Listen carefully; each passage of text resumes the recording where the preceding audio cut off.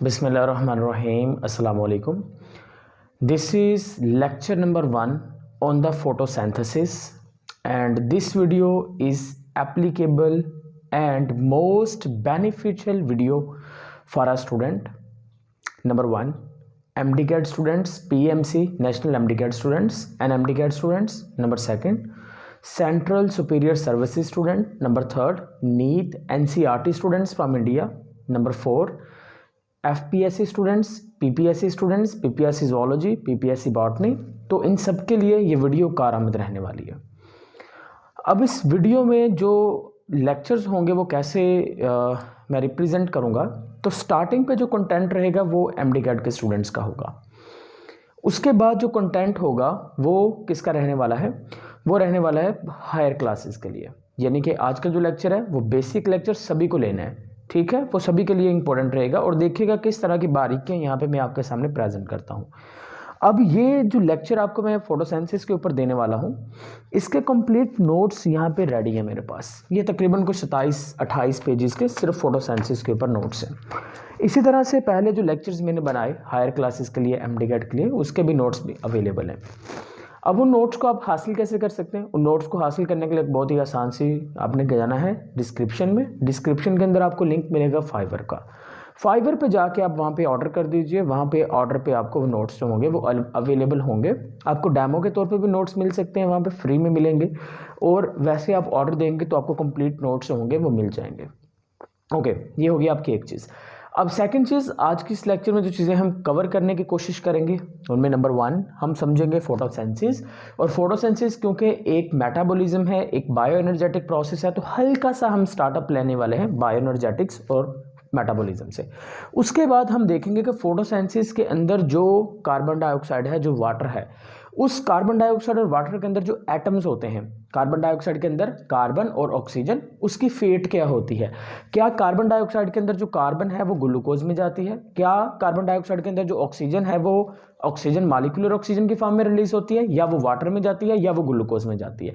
इसी तरह से वाटर के अंदर जो ऑक्सीजन है वो कहाँ जाती है, वाटर के अंदर हाइड्रोजन जो है वो कहाँ जाते हैं? इन सारी चीज़ों को हमने यहाँ पे देखना सेकेंड टॉपिक में। थर्ड टॉपिक है, हम देखेंगे what is the role of water, कि फोटोसिंथेसिस के केमिकल रिएक्शन में जो एक रिएक्टेंट है वाटर, उसका क्या रोल है। दूसरा रिएक्टेंट कार्बन डाइऑक्साइड, उसका क्या रोल है। तीसरा रिएक्टेंट हमारे पास होता है सनलाइट, उसका क्या रोल है। चौथा रिएक्टेंट हमारे पास होता है क्लोरोफिल, उसका क्या रोल है। तो ये सारे रोल्स जो हैं ये हमने कवर करने हैं 1 by 1, तो इन लिस्ट मैंने किए हैं। उसके बाद हम देखेंगे साइट ऑफ फोटोसिंथेसिस, फोटोसिंथेसिस कहाँ पर होती है, ठीक है। उसके बाद कंपेंसेशन पॉइंट को समझेंगे, और उसके बाद हम ये सारी चीज़ें इंशाल्लाह लेक्चर में कवर अप करने की कोशिश करेंगे। ओके, तो फोटोसिंथेसिस से पहले हम स्टार्ट करते हैं बेटा बायो एनर्जेटिक्स से। देखें, अगर हम बायो एनर्जेटिक्स की बात करते हैं तो बायो एनर्जेटिक्स का मतलब ये होता है कि बायो का मतलब होता है लिविंग ऑर्गेनिज्म, और एनर्जेटिक्स का मतलब ये होता है कि एनर्जी कन्वर्जन। एनर्जी कन्वर्जन यानी कि जब हम लिविंग ऑर्गेनिजम्स के अंदर होने वाले केमिकल रिएक्शन है, शर्त यह है कि वो केमिकल रिएक्शंस जो हैं वो कहाँ पर आपने स्टडी करने, chemical reactions in living organism, chemical reaction in living organism. जो लिविंग ऑर्गेनिज्म की बॉडी में जो केमिकल रिएक्शन होते हैं उसको बेटा हम लोग जब स्टडी करेंगे तो वो किस में आएंगे, that is studied in the bio energetics. अब यहाँ से अगर आपसे पूछ लिया जाए MDCAT के एस्पायरेंट्स, अगर आपसे बेटा पूछा जाए कि केमिकल रिएक्शंस जो होते हैं वो क्या बायो एनर्जेटिक्स में स्टडी किए जाएंगे, आपका आंसर होना चाहिए नहीं, क्योंकि सिर्फ हम उन्हीं केमिकल रिएक्शंस को बायो एनर्जेटिक्स में कंसीडर कर सकते हैं जो कि कहाँ पर हो रहे हैं बेटा, वो हो रहे हैं लिविंग ऑर्गेनिज्म की बॉडी के अंदर। लेकिन सेकंड पॉइंट, लिविंग ऑर्गेनिज्म की बॉडी के अंदर जो केमिकल रिएक्शन हो रहे हैं, ये बायोकेमिकल रिएक्शंस हो रहे हैं, वो फॉलो करते हैं एक लॉ को, उसको कहते हैं लॉ ऑफ थर्मोडायनामिक्स। लेकिन क्या ये लॉ ऑफ थर्मोडायनामिक्स वहाँ पे फॉलो किया जाता है जब ये chemical reactions non living organism की बॉडी में होते हैं? तो यहाँ पर ये पॉइंट आपने याद रखना है कि लॉ ऑफ थर्मोडायनामिक्स जो है वो केमिकल रिएक्शंस में फॉलो किया जाएगा। वो केमिकल रिएक्शन बेशक नॉन लिविंग ऑर्गेनिज्म में हो या लिविंग ऑर्गेनिज्म में हो। देखें ना, डेली बेसिस पे बहुत सारे केमिकल रिएक्शंस होते हैं, जैसा कि एक बैटरी होती है या सेल होता है मोबाइल्स के अंदर, या फिर दूसरी जो UPS वगैरह, वहाँ पे भी केमिकल रिएक्शंस हो रहे हैं। फैक्ट्रीज के अंदर केमिकल रिएक्शंस हो रहे हैं। केमिस्ट्री में बहुत सारे केमिकल रिएक्शंस आप लोगों ने स्टडी किए होंगे, ग्रिग्नर्ड रिएजेंट्स वगैरह, राइट। तो बेटा केमिकल रिएक्शंस बहुत सारे होते हैं, लेकिन आप सिर्फ उन्हीं केमिकल रिएक्शंस की बायोएनर्जेटिक्स में बात करेंगे जो कि लिविंग ऑर्गेनिज्म की बॉडी के अंदर हो रहे होते हैं। अब उन केमिकल रिएक्शंस को अगर हम कलेक्टिवली एक टर्मिनोलॉजी के अंदर अगर हम समिट करना चाहें तो उसका नाम क्या होगा, उसका नाम रहने वाला है मेटाबॉलिज्म। तो मेटाबॉलिज्म जो है वो उन तमाम केमिकल रिएक्शंस की प्रक्रिया को कहते हैं जो लिविंग ऑर्गेनिज्म की बॉडी में होते हैं। लेकिन मेटाबॉलिज्म जो है इसके दो मेन स्टेप्स रहते हैं। एक को बेटा नाम देंगे एनाबॉलिज्म, दूसरे को नाम देंगे कैटाबॉलिज्म। अब एनाबॉलिज्म और कैटाबॉलिज्म में क्या फर्क रहता है, देखिए अगर एनाबॉलिज्म की बात करें तो एनाबॉलिज्म के बारे में आपने ये चीज़ याद रखनी कि एनाबॉलिज्म इज ये कौन सा केमिकल रिएक्शन होगा, ये एक कंस्ट्रक्टिव केमिकल रिएक्शन है और ये एक डिस्ट्रक्टिव केमिकल रिएक्शन है। एनाबॉलिज्म के अंदर स्मॉल मॉलिक्यूल जो होंगे वो आपस में मिलेंगे और स्मॉल मॉलिक्यूल्स के कंबाइन करने से एक लार्ज मॉलिक्यूल बनेगा। Small molecules combine to form large molecule. But वहाँ पर क्या होगा, वहाँ पर वो लार्ज मॉलिक्यूल जो है वो टूटेगा और उसके टूटने से कौन सा मॉलिक्यूल बनेगा, स्मॉल मॉलिक्यूल बनेगा। नंबर थर्ड पॉइंट की अगर हम बात करते हैं, थर्ड पॉइंट पे आपने ये याद रखना है कि जो एनाबॉलिज्म होता है बेटा, एनाबॉलिज्म के दौरान एनर्जी जो होती है वो इस्तेमाल होती है। ये एक एंडोजोनिक केमिकल रिएक्शन होता है। ये एक एक्सोथर्मिक केमिकल रिएक्शन है, एक्सोथर्मिक, और ये होगा एक्सोथर्मिक जिसमें हीट रिलीज होगी, और ये कौन सा होगा, that is a endothermic chemical reaction होगा। फिर उसके बाद अगर हम बात करें तो हम कहेंगे ये एक एक्सर्जोनिक केमिकल रिएक्शन होगा, और ये कौन सा होगा, ये एंडोजोनिक केमिकल रिएक्शन होने वाला है। तो इस तरह से ये चीज़ आपने 4 पॉइंट याद रखने हैं, constructive, destructive, small molecules, large molecules formation, उसके बाद एंडोजोनिक, एक्सर्जोनिक एंड एंडोथर्मिक एंड एक्सोथर्मिक। यहाँ पर आपसे एक एमसीक्यू पूछा जा सकता है कि which is correspond to each other, which are the words that are correspond to each other. अगर एक ऐसा एमसीक्यूज लिख के दिया जाए और नीचे लिख के दिया जाए एनाबॉलिज्म, उसके आगे लिख दिया जाए it is a endothermic chemical reaction, it is endergonic chemical reaction, नीचे लिख दिया जाए ऑप्शन बी के अंदर कैटाबॉलिज्म में लिखा जाए exothermic chemical reaction, exergonic chemical reaction, C option में बोथ लिख दिया जाए, डी में दोनों में से कोई भी नहीं आएगा। तो आपको यहाँ पर ऑप्शन क्या होना चाहिए, अब यहाँ पर ऑप्शन होना चाहिए बोथ ऑप्शन क्यों होना चाहिए, बिकॉज यहाँ पे देखें जब मैंने कैटाबॉलिज्म बोला तो मैंने कैटाबॉलिज्म के साथ ये दो लफ्ज़ बोले, जब मैंने एनाबॉलिज्म बोला तो एनाबॉलिज्म के साथ मैंने नीचे वाले दोनों जो लफ्ज़ हैं वो लिखे। इसका मतलब एनाबॉलिज्म इससे रेलिवेंट है तो ये इससे कॉरेस्पॉन्ड है और ये इस चीज़ से क्या रहने वाला है, कॉरेस्पॉन्ड रहने वाला है। अब ज़रा इनके दरमियान लिंक भी स्टडी करते हैं। देखें एनाबॉलिज्म जो होता है ना, एनाबॉलिज्म में मैंने कहा, जो कैटाबॉलिज्म में मैंने कहा कि कैटाबॉलिज्म के दौरान क्या होता है कि एनर्जी रिलीज होती है। अब वो एनर्जी जो होती है वो किस फॉर्म के अंदर रिलीज होती है, वो रिलीज होगी किस फॉर्म के अंदर, एटीपी की फॉर्म के अंदर रिलीज होने वाली है। उसके बाद बेटा ये जो एनर्जी यहाँ से रिलीज होगी ना, ये एनर्जी इस्तेमाल कौन करेगा, ये एनर्जी इस्तेमाल करेगा एनाबॉलिज्म। तो एनाबॉलिज्म जो होंगे वो क्या करेंगे, इस एनर्जी को इस्तेमाल करेंगे और इस एनर्जी को इस्तेमाल करके लार्ज मॉलिक्यूल जो होंगे उसका निर्माण करेंगे। अब जो यहाँ पे एनर्जी रिलीज हो रही है और एनर्जी इस्तेमाल की जा रही है, ये भी लॉ ऑफ थर्मोडायनामिक्स को क्या करने, फॉलो करते होंगे। सही है, ओके। अब हम दूसरा पॉइंट यहाँ पर अगर आपसे पूछ ले जाऊँ, मैं आपसे एक एमसीक्यू पूछता हूँ, मैं कहता हूँ विच one is a connecting link. मैं यहाँ पे एक साइड पे लिख देता हूँ, ठीक है, आप लोग इसको बेशक नोट डाउन कर लेना। विच one is connecting link between catabolism and anabolism. तो बेटा यहाँ पे मैं ऑप्शन लिख के देता हूँ आपको। मेरे पास ऑप्शन ए है बेटा, that is a NADH2। Option B है FADH2। ऑप्शन सी है बेटा मेरे पास, यहाँ पे आ जाएगा ATP, और ऑप्शन डी है मेरे पास ऑल ऑफ दिस, और ऑप्शन आपके पास ई आ जाएगा यहाँ पर नन। ठीक है जी, तो बेटा जल्दी से आंसर करेंगे, आपके पास 5 सेकंड्स रहने वाले हैं, राइट। 5 4 3 2 एंड 1।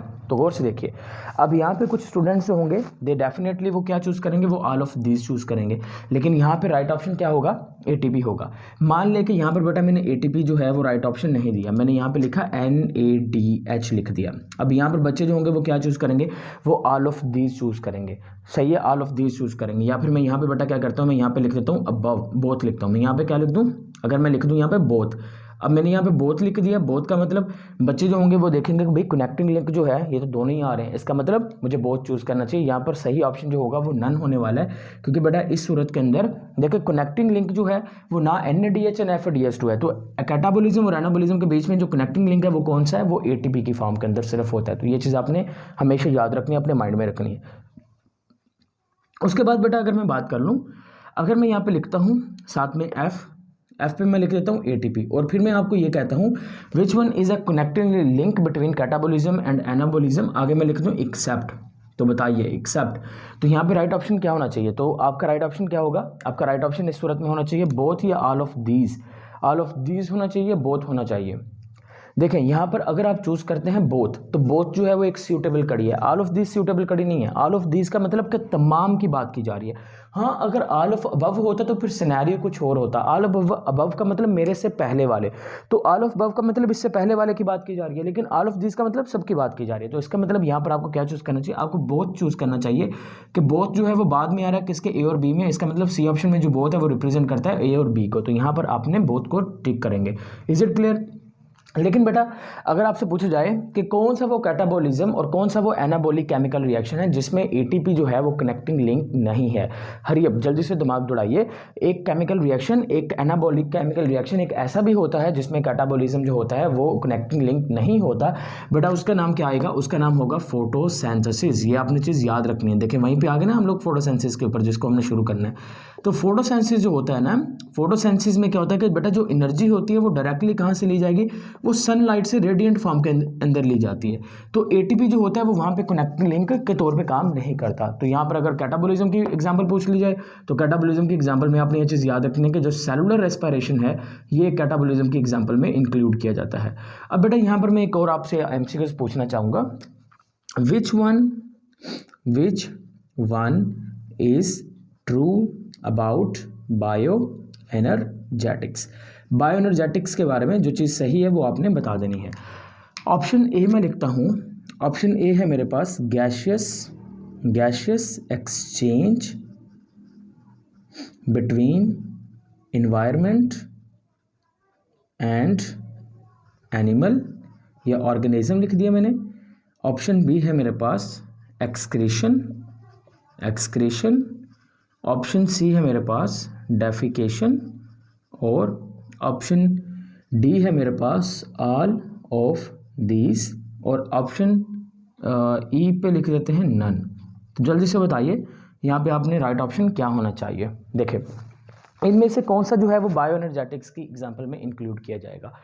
देखें हरियप इनमें जो बायो एनर्जेटिक्स की एग्जांपल में इंक्लूड करेंगे ना वो पहले वाला करेंगे, बाकी वाले नहीं करेंगे। बाकी वाले क्यों नहीं करेंगे? क्योंकि देखिए गौर से जो एक्सक्रीशन होता है उसमें भी बॉडी से वेस्ट मटेरियल का रिलीज हो रहे होते हैं, कोई गैसेज एक्सचेंज नहीं, कोई एनर्जी का एक्सचेंज नहीं हो रहा, कोई एनर्जी कन्वर्जन नहीं हो रहा, और ना ही हम एनर्जी को क्वांटिटेटिवली स्टडी कर रहे हैं। ठीक है।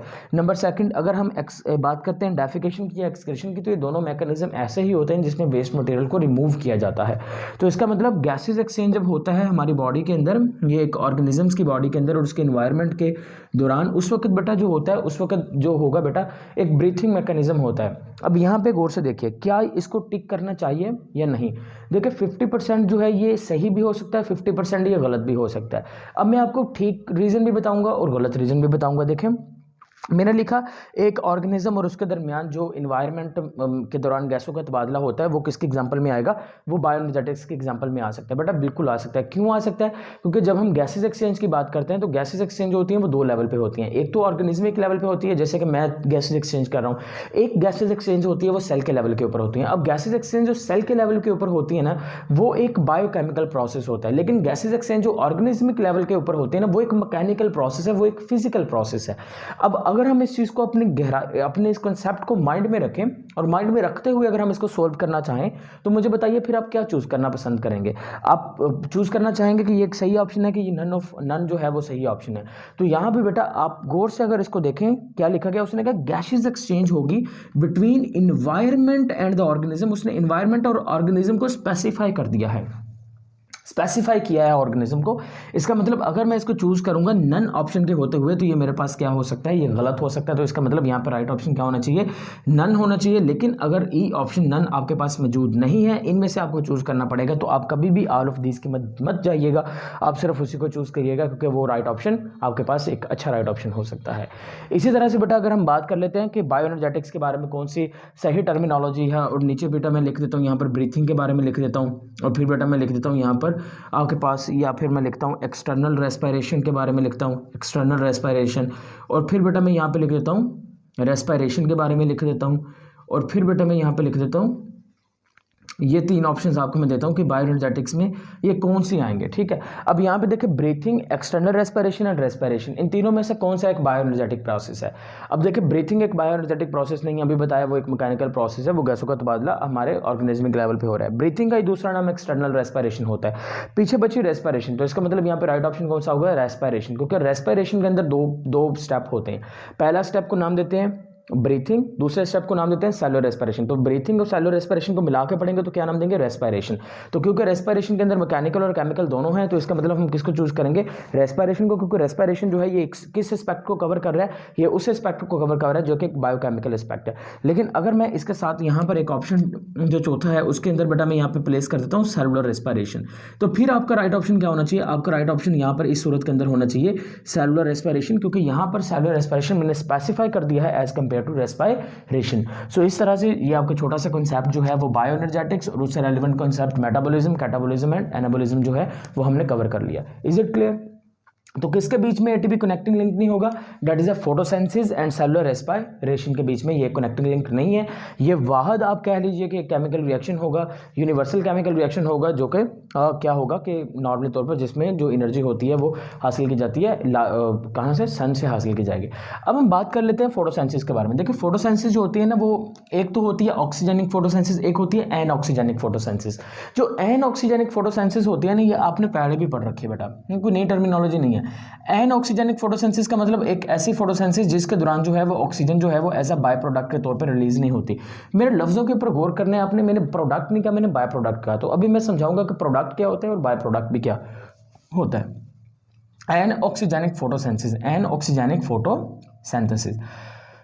अब हम इसको जरा अंडरस्टैंड करते हैं व्हाट इज एनऑक्सीजेनिक फोटोसिंथेसिस। देखिए एनऑक्सीजेनिक फोटोसिंथेसिस में क्या होता है कि स्टार्टिंग पे जब दुनिया की फॉर्मेशन हुई अकॉर्डिंग टू द एवोल्यूशन के मुताबिक, जब हाइड्रोथर्मल वेंट्स में बैक्टीरिया जो थे उन्होंने फोटोसिंथेसिस करना शुरू की, तो वो कौन सी फोटोसिंथेसिस करते थे, वो एनऑक्सीजेनिक फोटोसिंथेसिस करते थे। अभी भी जितने भी प्रोकैरियोट्स हैं वो सारे के सारे कौन सी फोटोसिंथेसिस करते हैं, वो एनऑक्सीजेनिक फोटोसिंथेसिस करते हैं, जो भी प्रोकैरियोट्स फोटोसिंथेसिस करते हैं।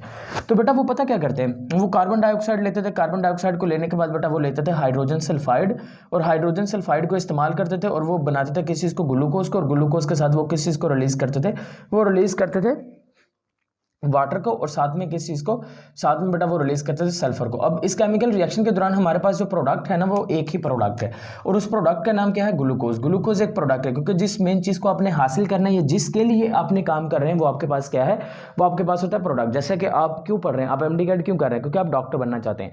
अब अगर आप डॉक्टर बन जाए, फॉर एग्जाम्पल डॉक्टर बन जाते हैं, अब डॉक्टर बन के आपको, ये आपका क्या है, प्रोडक्ट। अगर डॉक्टर बन गए, प्रोडक्ट है, उसके साथ आपको डॉक्टर वाइफ भी मिल जाए, आपका बाय प्रोडक्ट हो गया, फ्री में मिल गई ना, प्रोडक्ट एंड बाय प्रोडक्ट, समझ आ गई बात। तो इसी तरह से ये चीज़ आपने याद रखनी है कि एक आ गया प्रोडक्ट, दूसरा आ गया बाय प्रोडक्ट। तो बाय प्रोडक्ट उसको कहते हैं जो फ्री में मिल जाए। तो ये जो वाटर और सल्फर है ना, ये एनर्जी पुअर कंपाउंड होते हैं। ये क्या होते हैं, एनर्जी पुअर कंपाउंड होते हैं, समझ में आ गई बात। तो हम इसको क्या कहेंगे, जो मेन एनर्जी रिच कंपाउंड है वो ग्लूकोज है। तो यहाँ पे गौर से देखें, क्या यहाँ पर केमिकल रिएक्शन के अंदर ऑक्सीजन रिलीज हो रही है, नहीं हो रही, तो हम इसको नाम देंगे एनऑक्सीजेनिक फोटोसिंथेसिस। आजकल की जो फोटोसिंथेसिस होती है ना, वो होती है, उसमें बेटा क्या होता है कि कार्बन डाइऑक्साइड जो है वो बेटा वाटर के मॉलिक्यूल के साथ मिलेगा, जो कि एनर्जी पुअर कंपाउंड होते हैं, जिसके नतीजे में जो सनलाइट है, वो सनलाइट की एनर्जी को इस्तेमाल किया जाएगा। उसके बाद क्लोरोफिल जो होगा वो अपना रोल प्ले करेगा, साथ में एसेसरी पिगमेंट्स रोल प्ले करेंगे, और उसके बाद हमारे पास ग्लूकोज C6H12O6 की फॉर्म के अंदर बन जाएगा, और साथ में बेटा वाटर रिलीज होगा, और साथ में हमारे पास क्या रिलीज होगा, हमारे पास ऑक्सीजन भी रिलीज होगी, 6O2 and 6H2O and plus 6CO2 and plus 12H2O। अब इस इक्वेशन को जरा अंडरस्टैंड करते हैं, क्योंकि फोटोसिंथेसिस की जो केमिकल इक्वेशन मैंने लिखी है ना, बहुत इंटरेस्टिंग है। अब बहुत इंटरेस्टिंग इसलिए क्योंकि सबसे पहले आप इसमें से ना शॉर्ट लिस्ट करिए कि रिएक्टेंट कौन से हैं और प्रोडक्ट कौन से हैं। देखिए अगर रिएक्टेंट की बात करें तो बच्चों को लगता है कि रिएक्टेंट शायद दो हैं, एक है कार्बन डाइऑक्साइड और दूसरा है वाटर, लेकिन यहाँ पे 4 रिएक्टेंट है। तीसरा रिएक्टेंट है सनलाइट, चौथा रिएक्टेंट आप कह लीजिए कि क्लोरोफिल, जो कि इसमें बहुत महत्वपूर्ण रोल प्ले करते हैं। इसके बगैर ये चीज़ें जो है वो कंप्लीट नहीं हो सकती हैं। अब मैं इसको रिएक्टेंट को कंसिडर कर रहा हूँ, क्योंकि देखें ना, सनलाइट जो है वो सनलाइट की जो एनर्जी होती है फोटॉन्स की फॉर्म के अंदर, उस एनर्जी को पैक कर दिया जाता है, स्टोर कर दिया जाता है ग्लूकोज की फॉर्म के अंदर, इसलिए बेटा क्योंकि यहाँ पर ये इस्तेमाल हो रही है। इसी तरह से अगर हम बात करते हैं यहाँ पर तो कार्बन डाइऑक्साइड, वाटर, ये चारों क्या होंगे, रिएक्टेंट होंगे। और प्रोडक्ट आपके पास कितने होंगे, जल्दी से बताइए। प्रोडक्ट आपके पास 3 नहीं होंगे, प्रोडक्ट आपके पास सिर्फ एक ही होगा, और ये वाला। और ये 2 क्या होंगे, ये आपके पास क्या होंगे, बाय प्रोडक्ट। तो इसका मतलब ये हुआ कि फोटोसिंथेसिस के केमिकल रिएक्शन में जो बुक के अंदर डेफिनेशन लिखी गई है कि एनर्जी पुअर कंपाउंड को एनर्जी रिच कंपाउंड में चेंज किया जाएगा, तो वहां पर एनर्जी रिच कंपाउंड या प्रोडक्ट जिसकी बात की गई है वो किसकी बात कर रहे हैं, ग्लूकोज की बात कर रहे हैं, बाकी वो किसी की बात नहीं कर रहे हैं। Is it clear? अच्छा, यहाँ पर और चीज़, अब देखिए कार्बन डाइऑक्साइड जो है, इसको जरा देखिए हम इसको कैसे लिख सकते हैं। आपने कहना है इस कंसेप्ट को समझने के लिए ना आपको oxidation, reduction, oxidising agent and reducing agent का कंसेप्ट जो है वो 100% आना चाहिए, फिर आप इसको अंडरस्टैंड कर सकते हैं। देखिए कार्बन को गौर से देखें तो क्या मैं इसको ये कह सकता हूँ कि carbon is a oxidised form of, carbon dioxide को क्या मैं ये कह सकता हूँ, it is a oxidised form of carbon, oxidised form of carbon. Carbon की जो ऑक्सीडाइज्ड फॉर्म होगी उसको हम कहेंगे कार्बन डाइऑक्साइड। क्यों? क्योंकि देखिए कार्बन के अंदर जब ऑक्सीजन का ऐड किया गया तो ऑक्सीडेशन होगी, किसकी ऑक्सीडेशन हुई, कार्बन की, तो हमने इसको नाम दे दिया oxidised form of carbon. Water के मॉलिक्यूल की बात करते हैं ना, वाटर का मॉलिक्यूल एक काफ़ी, आप कह लें कि एक बड़ा ज़बरदस्त मॉलिक्यूल है। ये ज़बरदस्त मॉलिक्यूल इसलिए क्योंकि ये आप कह लें कि एक बहुत इंपॉर्टेंट रोल प्ले करता है। इंपॉर्टेंट रोल कैसे प्ले कर रहा है, देखिए अगर मैं इस वाटर के मॉलिक्यूल को लिखूँ तो मैं क्या लिखूंगा, मैं कहूँगा it is the oxidised form of hydrogen, oxidised form of hydrogen. ये हाइड्रोजन की कौन सी फॉर्म है, ऑक्सीडाइज्ड फॉर्म। लेकिन अगर हम इसको देखें ऑक्सीजन के पर्सपेक्टिव से तो मैं इसको क्या कह सकता हूं, मैं कहूंगा कि वाटर का मॉलिक्यूल जो होता है it is a reduced form of, it is a reduced form of, reduced form of किसकी आ जाएगी बेटा, ये रिड्यूस्ड फॉर्म ऑक्सीजन के। It is a reduced form of oxygen and oxidised form of hydrogen. समझ आ गया? क्यों? क्योंकि ऑक्सीजन के साथ जब हाइड्रोजन ऐड हो गया तो ऑक्सीजन की होगी रिडक्शन, वो रिड्यूस्ड फॉर्म के अंदर आ गया। और इसी तरह से अगर हम बात करते हैं ग्लूकोज, तो ग्लूकोज जो होता है it is a reduced form of carbon, it is a reduced, it is a reduced form of carbon. यहाँ पर ये आपने गलती नहीं करनी है। देखिए यहाँ पर मिस्टेक होता है बच्चों से हमेशा कि कौन सी रिड्यूस्ड फॉर्म है, कौन सी ऑक्सीडाइज्ड फॉर्म है। कार्बन डाइऑक्साइड कार्बन की ऑक्सीडाइज्ड फॉर्म है, ग्लूकोज कार्बन की रिड्यूस्ड फॉर्म है। अब यहाँ पे देखिए कैसे होगा, जो वाटर होता है ना बेटा, वाटर जो है वो रिएक्ट करता है एज अ हाइड्रोजन डोनर के तौर के ऊपर। ये 2 वाटर का हम रोल भी पढ़ेंगे और उसमें हम इसको देखेंगे कि ये कैसे काम करता है। लेकिन वाटर के मॉलिक्यूल में एक चीज़ इंटरेस्टिंग है कि आपने ये याद रखना है, वाटर का molecule it act as reducing agent. ये किसके तौर पे काम करेगा, ये रिड्यूसिंग एजेंट के तौर पे काम करता है। रिड्यूसिंग एजेंट का मतलब जो दूसरों की रिडक्शन करवाएगा। तो वाटर का मॉलिक्यूल जो होगा यहाँ पर किसकी रिडक्शन करवाएगा, कार्बन डाइऑक्साइड के। जब ये कार्बन डाइऑक्साइड की रिडक्शन करवाएगा तो जिसके नतीजे में क्या वो चीज़ बन जाएगी, ये बन जाएगा आपके पास ग्लूकोज। तो इसने कार्बन डाइऑक्साइड की करवाई रिडक्शन, रिडक्शन के नतीजे में क्या बन गया आपके पास, ग्लूकोज की फॉर्मेशन होगी। तो इसका मतलब कार्बन डाइऑक्साइड जो है वो कार्बन डाइऑक्साइड के अंदर जो हाइड्रोजन का जो एडिशन करवाया गया है वो कहाँ से आया, हाइड्रोजन वो वाटर ने दी है, वाटर ने करवाई रिडक्शन। तो रिडक्शन किसकी हो रही है यहाँ पर, कार्बन डाइऑक्साइड की हो रही है। लेकिन करवा कौन रहा है, वाटर करवा रहा है। तो वाटर बजाते खुद क्या हो रहा है, बजाते खुद क्या हो रहा है बेटा, बजाते खुद वाटर जो है वो ऑक्सीडाइज्ड हो रहा है। ये खुद क्या हो रहा है बेटा, ऑक्सीडाइज्ड हो रहा है। तो इस तरह से ऑक्सीडाइज्ड इटसेल्फ और reduce carbon dioxide and reduced carbon dioxide, carbon dioxide को रिड्यूस कर देगा। Is it clear? अब यहाँ पे अगर मैं आपसे ये पूछूं अगर मैं आपसे ये पूछता हूं कि what is the ratio between the carbon dioxide and the water, what is the ratio between carbon dioxide, यहाँ पर मैं ऑप्शन लिख लेता हूँ, यहाँ पे आपने मुझे आंसर करते जाना साथ के साथ। What is ratio between, what ratio is present, what ratio, इसको थोड़ा लिमिटेड कर लेते हैं, what ratio is present between carbon dioxide and water. तो ऑप्शन है हमारे पास, ऑप्शन ए है हमारे पास बेटा 6:12, ऑप्शन बी है हमारे पास 2:1, ऑप्शन सी है हमारे पास any ratio and option D है हमारे पास नन। 5 सेकंड्स देंगे आपको सोल्व करने के लिए। हरिए 5 4 3 2 1। ओके, यहाँ पे राइट ऑप्शन क्या होना चाहिए, यहाँ पे राइट ऑप्शन बेटा आपके पास 6:12 जो है, जो आप चूज कर रहे हैं इस वक्त, वो एक गलत ऑप्शन है। क्यों? क्योंकि यहाँ पर कार्बन डाइऑक्साइड और वाटर के बीच में कोई भी रेशियो हो सकती है। अब आप सोचेंगे कि कोई भी रेशियो कैसे आ सकती है, यहाँ पे तो देखिए साफ साफ नजर आ रहा है 6:12 है या 1:2 है।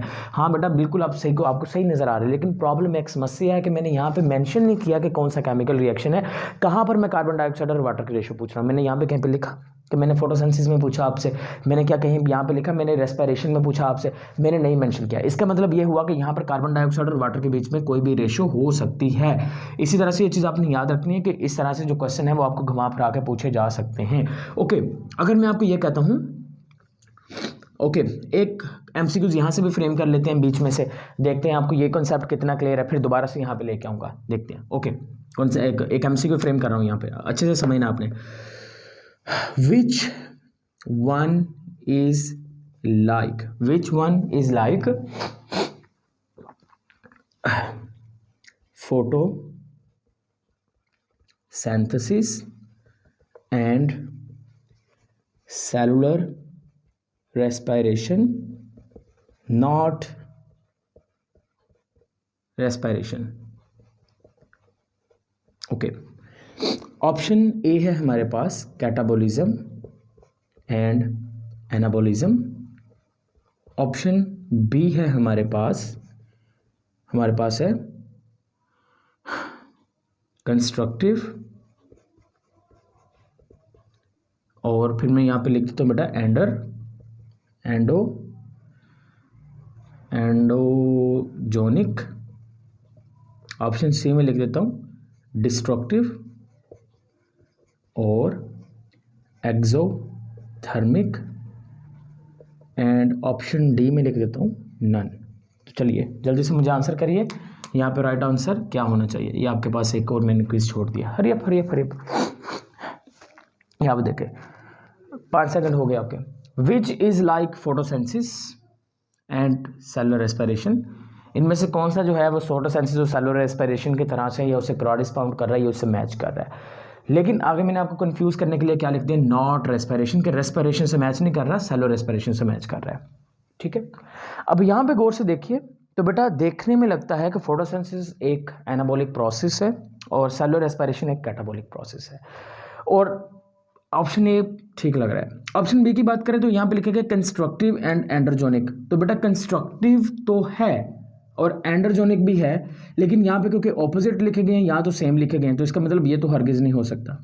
डिस्ट्रक्टिव एंड एक्सोजोनिक ये भी सेम आ गए, ये भी हरगिज नहीं हो सकता, ये ऑपोजिट लिखे गए हैं। तो यहाँ पर कौन सा राइट ऑप्शन होना चाहिए आपके नज़रिए से, ए वाला गलत। यहाँ पर राइट ऑप्शन क्या होना चाहिए, नन। क्यों नन होना चाहिए, क्यों, क्योंकि यहाँ पे गौर से देखें, मैंने यहाँ पर फोटोसेंसिस पहले लिखा है, मैंने सेलुलर रेस्पिरेशन बाद में लिखा है, लेकिन फोटोसेंसिस जो है वो तो एक एनाबॉलिक प्रोसेस है, वो कैटाबॉलिक थोड़ी है। तो फोटोसेंसिस एक एनाबॉलिक प्रोसेस है, इसी वजह से यहाँ पर आप इसको चूज नहीं कर सकते। हाँ, अगर यहाँ पे बेटा नन ऑफ अबव की जगह पे मैंने लिखा होता ऑल ऑफ दिस, तो फिर आप इसको चूज कर सकते थे, बिकॉज उस वक्त आपके पास एक ऑप्शन था।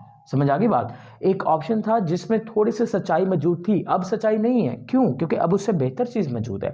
बेहतर चीज़ क्या है, कैटाबॉलिज्म एंड एनाबॉलिज्म। देखें, अगर यहाँ पे होता सेलुलर रेस्पिरेशन पहले आता तो फिर कैटाबॉलिज्म पहले आना चाहिए था, फोटोसेंसिस बाद में आता तो एनाबॉलिज्म आना चाहिए था। इसका मतलब यहाँ पे राइट ऑप्शन जो है वो कौन सा बनना चाहिए, राइट ऑप्शन बनना चाहिए यहाँ पर anabolism and catabolism, anabolism and catabolism. देखें आपने दिल तोड़ दिया मेरा दोबारा से गलत आंसर करके। अच्छे से एक्टिव बैठो बेटा, पानी शानी पी कर रखा करो, बादाम शादाम खाया करो, ठीक है। ओके, दोबारा से यहाँ से एक एमसीक्यू फ्रेम करवाते हैं, देखते हैं आपको दोबारा से आता है कि नहीं आता। विच रेशो इज प्रेजेंट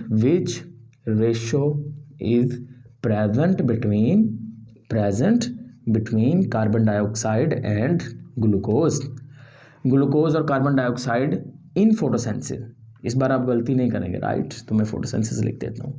तो फोटोसेंसिस में कार्बन डाइऑक्साइड और ग्लूकोज के बीच में जो रेशो है बेटा वो आपने बतानी है। तो बहुत ही आसान आंसर होना चाहिए आपका प्रश्न, क्योंकि देखें कार्बन डाइऑक्साइड जो है बेटा वो कितने हैं, यहाँ पर कार्बन डाइऑक्साइड आपको 6 नज़र आ रहे हैं, ठीक है। तो 6 कार्बन डाइऑक्साइड, अब 6 कार्बन डाइऑक्साइड यहाँ पे आपको नज़र आ रहे हैं, तो इसका मतलब ये हुआ कि कार्बन डाइऑक्साइड कितने इस्तेमाल होंगे, 6, और जिसके नतीजे में ग्लूकोज कितने बनेंगे, ग्लूकोज बनेगा 1। तो यहाँ पे रेशो आपको क्या मिल रहा है, यहाँ पे आपको रेशो मिल रहा है 6:1। क्या रेशो मिल रहा है, 6:1 आपको मिल रहा है, ठीक है, कार्बन डाइऑक्साइड और ग्लूकोज के मॉलिक्यूल में।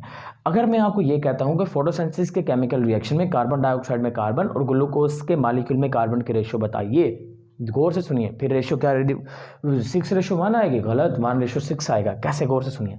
मैंने आपको ये कहा कि अगर मैं आपसे ये पूछता हूँ कि कार्बन डाइऑक्साइड के मॉलिक्यूल में कार्बन और ग्लूकोज के मॉलिक्यूल में कार्बन की रेशो बतानी है जो कि फोटोसिंथेसिस के दौरान बना है, तो कार्बन डाइऑक्साइड जो कि इस्तेमाल हो रहा है कहाँ पर, फोटोसिंथेसिस में, उसमें कार्बन डाइऑक्साइड के एक मॉलिक्यूल में 1 कार्बन है और ग्लूकोज के एक मॉलिक्यूल में 6 कार्बन है। तो इसका मतलब यहाँ पे रेशो क्या आएगी, यहाँ पे आएगी 1:6 और यहाँ पे रेशो क्या आएगा 6:1 आ जाएगा। तो ये चीज़ आपने याद रखनी है कि यहाँ पर रेशो से में पूछी कौन से जा रही है आपसे, ये भी आपको पता होना चाहिए। फिर अगर मैं आपसे ये पूछता हूँ कौन सा वो मॉलिक्यूल है जो रिएक्टेंट और प्रोडक्ट में मौजूद है, फोटोसिंथेसिस के केमिकल रिएक्शन में कौन सा मॉलिक्यूल है that is present between both reactant, react as present in both reactant and product, that is a water molecule. But ratio क्या है वाटर मॉलिक्यूल की, रिएक्टेंट टू प्रोडक्ट रेशो पूछी गई है कि प्रोडक्ट टू रिएक्टेंट रेशो पूछी गई है।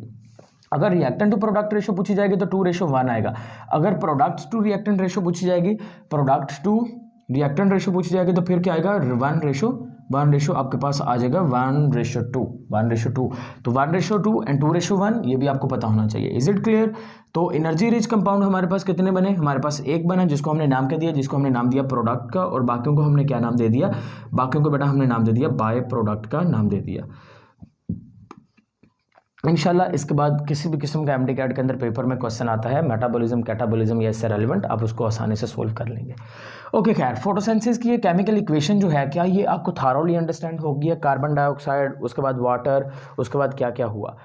अब यहाँ पर यह चीज़ आपको समझ आ गई, कार्बन डाइऑक्साइड की हुई रिडक्शन, वाटर की क्या हो गई, वाटर की हुई ऑक्सीडेशन, क्योंकि ये इस खुद को क्या कर दिया, ऑक्सीडाइज कर दिया। Is it clear? अब कार्बन डाइऑक्साइड के मॉलिक्यूल में कार्बन और ऑक्सीजन की क्या फेट है, ये वाटर के मॉलिक्यूल में हाइड्रोजन और ऑक्सीजन की क्या फेट है, ये हम बाद में इसको जरा समझते हैं। उससे पहले हम ये समझ लेते हैं कि हमारे पास जो साइट ऑफ फोटोसिंथेसिस है वो क्या होती है। ओके, अगर मैं आपसे ये पूछता हूँ what is the site of the photosynthesis on the earth, what is the site of the photosynthesis on the earth, आपके जहन में क्या आंसर आना चाहिए? क्या आपके जहन में एलजी आना चाहिए, क्या आपके जहन के अंदर प्लांट आना चाहिए, आपके जहन में क्या साइनोबैक्टीरिया आना चाहिए, क्या ऑल ऑफ दीज आना चाहिए? What is the site of photosynthesis in on earth, right? तो यहां पर आपके माइंड के अंदर आंसर क्या आना चाहिए, what is site of photosynthesis, that site of the photosynthesis on earth is all of these, ये सारे ही साइट ऑफ फोटोसिंथेसिस हैं। लेकिन अगर हम बात करते हैं what is the site of photosynthesis on terrestrial environment, what is the site of photosynthesis on terrestrial environment, answer should be plants. Okay, answer should be plant. यानी कि अगर हम बात करते हैं अर्थ की, अगर हम बेटा किसकी बात करेंगे, अर्थ की, तो अर्थ में आपने किसका जिक्र करना है, अर्थ में क्या क्या चीज़ें कवर करेंगे, अर्थ में प्लांट, नंबर 2 के तौर पर एलजी, नंबर 3 के तौर पर आपके पास ब्लू ग्रीन एलजी बीजीए, ये सारे ही आपके पास साइट ऑफ फोटोसिंथेसिस होंगे कहाँ पर, अर्थ के ऊपर। लेकिन अगर हम बात करते हैं टेरेस्ट्रियल इन्वायरमेंट, टेरेस्ट्रियल इन्वायरमेंट, तो टेरेस्ट्रियल इन्वायरमेंट क्योंकि मैंने स्पेसिफाई कर दिया, यहाँ पर साइट ऑफ फोटोसिंथेसिस आपको क्या देखने को मिलेंगे, यहाँ पर आपको साइट ऑफ फोटोसिंथेसिस बेटा देखने को मिलेंगे मेनली तौर पर that is a plant, that is a plant. ठीक है, प्लांट कौन से फोटोसिंथेसिस परफॉर्म करते हैं, ऑक्सीजेनिक या anoxygenic, that performs the oxygenic photosynthesis. अब यहाँ पे देखिए गौर से देखें, तो what is the site of photosynthesis in plant, what is site of photosynthesis in plant, what is site of photosynthesis in plant, plant के अंदर साइट ऑफ फोटोसिंथेसिस क्या होती है। अब यहाँ पर ऑप्शन हम देख लेते हैं, ऑप्शन ए है हमारे पास बेटा लीफ, ऑप्शन बी है हमारे पास मेसोफिल सेल्स, ऑप्शन सी है हमारे पास क्लोरोप्लास्ट एंड ऑप्शन डी है हमारे पास प्लास्टिड्स। तो यहाँ पर आपके पास राइट ऑप्शन क्या होना चाहिए, ठीक है, जल्दी से बताइए what is the site of photosynthesis in plant, plant के अंदर साइट ऑफ फोटोसिंथेसिस क्या होती है। देखिए प्लांट के अंदर साइट ऑफ फोटोसिंथेसिस की बात करें तो यहाँ पर कुछ बच्चे जो होंगे वो क्लोरोप्लास्ट को चूज करेंगे, कुछ जो होंगे वो प्लास्टिड को चूज कर सकते हैं, मेसोफिल को चूज करते हैं, और कुछ लीफ को भी चूज करेंगे। लेकिन यहाँ पर राइट ऑप्शन जो होगा वो लीव रहने वाला है, यानी कि प्लांट के अंदर पूछा गया ना, तो प्लांट के अंदर साइट ऑफ फोटोसिंथेसिस जो है वो लीव है। लेकिन लीव के अंदर साइट ऑफ फोटोसिंथेसिस कौन सा होगा, एपिडर्मल। एपिडर्मल्स के अंदर एक स्पेशल किस्म के सेल्स होते हैं जिसको बेटा आप नाम देते हैं गार्ड सेल्स। क्या आएंगे, गार्ड सेल्स। तो गार्ड सेल्स जो होते हैं, गार्ड सेल्स के अंदर भी फोटोसिंथेसिस होती है, और इसके अलावा जो मेसोफिल सेल्स होते हैं ना, मेसोफिल सेल्स के अंदर भी क्या होती है, फोटोसिंथेसिस होती है। तो इसका मतलब site of photosynthesis in plant is a leaf and site of photosynthesis in leaf is a, leaf के अंदर क्या बोलेंगे, mesophyll cells and guard cells. What is the site of photosynthesis in mesophyll cells, it is a plastid, and what is the site of photosynthesis in plastid, it is a chloroplast. तो ये चीज़ आपने याद रखनी है कि यहाँ पर पूछा क्या गया है। ये उस सूरत में आप कहेंगे कि जब आपके पास ऑल ऑफ दिस का ऑप्शन नहीं होगा, लेकिन अगर यहाँ पर मैं ऑल ऑफ दिस का ऑप्शन जो है वो इंक्लूड कर देता हूँ तो उस सूरत के अंदर आपका राइट ऑप्शन क्या होना चाहिए, ऑल ऑफ दिस, क्योंकि साइट ऑफ फोटोसिंथेसिस प्लांट के अंदर ये सारी ही होती हैं। Is it clear? तो ये चीज़ आपने इसको अपने माइंड के अंदर बैठा के रखना कि साइट ऑफ फोटोसिंथेसिस प्लांट्स के अंदर कौन सी होती हैं। अब हम प्लांट के अंदर फोटोसिंथेसिस की जरा थोड़ी मजीद डिस्कशन करते हैं। देखिए प्लांट के अंदर फोटोसिंथेसिस की बात करें तो फोटोसिंथेसिस जो है वो बेसिकली 2 मेन स्टेप्स के अंदर डिवाइड हो जाता है। एक को आप नाम देते हैं लाइट रिएक्शंस का, एक को नाम देते हैं डार्क रिएक्शंस का। लाइट रिएक्शंस को लाइट रिएक्शंस क्यों कहते हैं, इसकी इनपुट क्या होती है, इसकी आउटपुट क्या होती है, इसके रिएक्टेंट्स क्या होते हैं, इसके प्रोडक्ट्स क्या होते हैं, इन सारी चीज़ों को हम यहाँ पे कवर करते हैं, राइट। ठीक है, इसको हम सबको क्या कहते हैं, यहाँ पे कवर करते हैं, light reactions, dark reactions, input output, each and everything. देखिए लाइट रिएक्शन की अगर हम बात करें ना, तो लाइट रिएक्शन की जो इनपुट होती है, इसकी इनपुट बेटा होगी वाटर, इसकी इनपुट क्या होगी वाटर, और इसकी आउटपुट की बात करते हैं तो इसकी आउटपुट जो होगी वो क्या होगी, इसकी आउटपुट होगी ऑक्सीजन। इसी तरह से डार्क रिएक्शन की जो इनपुट होगी वो क्या होगी, कार्बन डाइऑक्साइड। डार्क रिएक्शन की जो आउटपुट होगी वो क्या होगी, यहाँ पर ग्लूकोज। गलत, डार्क रिएक्शन की कभी भी आउटपुट ग्लूकोज नहीं होती। यहाँ पर बेशक आप लोगों ने फोटोसिंथेसिस में आपने जो कंपाउंड देखा है, देखिए अगर मैं आपसे ये पूछता हूँ कि फोटोसिंथेसिस के दौरान जो मॉलिक्यूल बनता है क्या वो ग्लूकोज बनता है, जो पहला मॉलिक्यूल बनता है, बेटा कभी भी ग्लूकोज नहीं बनता। फोटोसिंथेसिस का ये आपने चैप्टर नंबर 2 में जरूर पढ़ा कि फोटोसिंथेसिस का प्राइमरी प्रोडक्ट जो होता है वो ग्लूकोज ही होता है। अलबत्ता वो ग्लूकोज जो है जो फोटोसिंथेसिस के एक स्टेप, फोटोसिंथेसिस का एक स्टेप जिसका नाम होता है डार्क रिएक्शन। फोटोसिंथेसिस के 2 स्टेप हैं, light reaction and dark reaction. तो डार्क रिएक्शन में जो आउटपुट निकलता है ना बेटा, वो कभी भी ग्लूकोज नहीं निकलता, वो एक 3 कार्बन मॉलिक्यूल होता है जिसका नाम होता है G3P। G3P stands for glyceride aldehyde 3 phosphate या फास्फोग्लिसराइड एल्डिहाइड, PGAL फास्फोग्लिसराइड एल्डिहाइड का नाम देते हैं, या फिर आप इसको नाम दे दीजिएगा G3P। तो बेसिकली 3 कार्बन का नाम याद रखें, that is a G3P। G3P की आपने एग्जांपल कहाँ पे पढ़ी है, it is a triose sugar. Triose sugar आपने ट्रायोज शुगर के बारे में पढ़ा था चैप्टर नंबर 2 के अंदर। Triose sugar it is as a intermediate compound between photosynthesis and respiration. तो फोटोसिंथेसिस में आपको करवा रहा हूँ, तो फोटोसिंथेसिस में जो देखें एक इंटरमीडिएट प्रोडक्ट बना है, क्योंकि G3P से आगे ग्लूकोज ने बनना है। तो ग्लूकोज से पहले जो G3P बना है, एक इंटरमीडिएट प्रोडक्ट है जो आपने चैप्टर नंबर 2 में पढ़ा था, वो यहाँ पे आपको क्या हो रहा है, साबित हो रहा है। तो बेटा लाइट रिएक्शन एक ऐसे रिएक्शंस होते हैं जिसमें आप कह लें कि सनलाइट जो होती है वो इस्तेमाल होती है। जब सनलाइट इस्तेमाल होगी तो उस वक्त क्या होगा, जो एनर्जी पुअर कंपाउंड होते हैं उनको एनर्जी रिच कंपाउंड में चेंज कर दिया जाता है। तो यहाँ पर अगर हम रिएक्टेंट की बात करते हैं ना, तो लाइट रिएक्शन के जो रिएक्टेंट होते हैं वो आपके पास ADP होता है, और साथ में बेटा आपके पास होता है NAD आपके पास क्या होता है, NAD पॉजिटिव जो होता है बेटा, ये आपके पास क्या होते हैं, दीज आर द, ये आपके पास होंगे इनपुट, सॉरी इनपुट नहीं होंगे, ये आपके पास क्या होंगे, रिएक्टेंट। तो ये रिएक्टेंट है। इनपुट में क्या आएगा, रिएक्टेंट, और इनपुट में ये फर्क याद रखिएगा। इनपुट में ने बोला वाटर, रिएक्टेंट में ने बोला ADP और फास्फेट और NAD पॉजिटिव। अब यहाँ पे लाइट रिएक्शन की अगर हम आउटपुट की बात करते हैं, तो लाइट रिएक्शन की जो आउटपुट है वो क्या रहेगी, ऑक्सीजन। लेकिन इसका प्रोडक्ट क्या बनेगा, इसका प्रोडक्ट बेटा बनेगा एक एनर्जी रिच कंपाउंड जिसको आप नाम देंगे ATP, और एक आपके पास बनेगी रिड्यूसिंग पावर जिसको आप नाम देंगे NADH। और ये NADH और ATP जो होंगे they will become the input of the dark reaction, and जो ADP और आपके पास NAD होंगे they will become the product, sorry ये इसके क्या बन जाएंगे, प्रोडक्ट बन जाएंगे, और ये इसके क्या बन जाएंगे, रिएक्टेंट बन जाएंगे। क्योंकि डार्क रिएक्शन की जो आउटपुट होती है वो आपके पास क्या होगी, G3P, that is a 3 carbon molecule. तो इस तरह से ये चीज़ आपने याद रखनी है। ये आपको जो मैंने ऑर्गेनाली बना के दिखाई है, इस ऑर्गेनाली का नेम क्या होगा, इस ऑर्गेनाली का नेम होगा क्लोरोप्लास्ट। तो ये सारा फिनोमिना जो होता है बेटा, ये कहाँ पे देखने को मिलेगा, क्लोरोप्लास्ट। तो लाइट रिएक्शन जो होते हैं वो क्लोरोप्लास्ट के किस हिस्से में होंगे, आपका आंसर होना चाहिए थैलाक्वाइड की मेम्ब्रेन के अंदर। थैलाक्वाइड की जो मेम्ब्रेन होती है ना बेटा, उसमें जो प्लाज्मा मेम्ब्रेन होती है, आपने फ्लूइड मोज़ेक मॉडल पढ़ा होगा, तो फ्लूइड मोज़ेक मॉडल में जो आपको डबल मेम्ब्रेन स्ट्रक्चर देखने को मिलता है ना, उसके अंदर क्लोरोफिल का मॉलिक्यूल जो होता है ना वो धंसा हुआ होता है। तो वहाँ पे जो होता है ना बेटा, ये जो आपको मान लें कि आपके पास आ गया, दैट इज थैलाक्वाइड।